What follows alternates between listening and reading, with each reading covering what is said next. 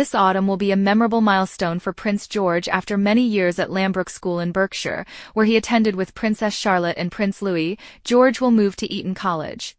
One of the most interesting details recently revealed is that George was not forced to adapt to boarding life. According to sources close to the royal family, George himself suggested to his parents that he try staying at Lambrook as a boarding school before transferring to Eton. Instead of entering a completely new environment without preparation, George wanted to experience living away from home, learn independence, and adapt to a communal lifestyle. It's no coincidence that George was able to transition to Eton so smoothly. For many years, Lambrook served as a preparatory phase. Unlike Eton, Lambrook offers families a variety of flexible options. Students can stay a few nights a week, board part-time, or live at the school full-time. According to school statistics, the majority of graduating students have experienced some form of boarding before transferring to prestigious high schools like Eton. George followed this path.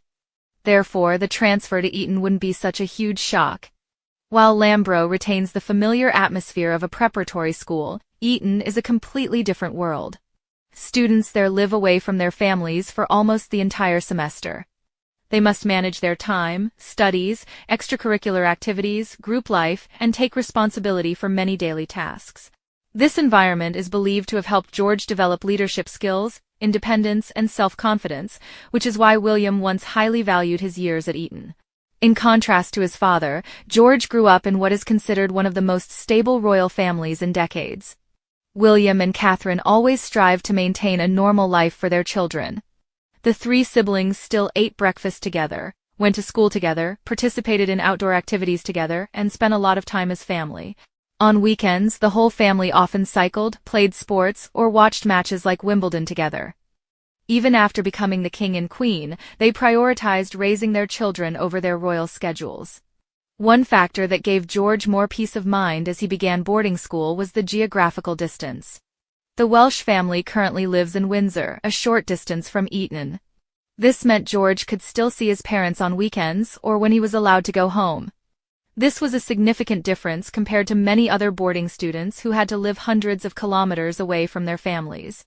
William and Catherine could support their son during this transition period without compromising his independence. Not only is he the king's grandson, but George is also second in line to the British throne. Media attention will always be present, but those close to the family believe George is well prepared to face it. In the years to come, the public will continue to follow Prince George's growth at Eton.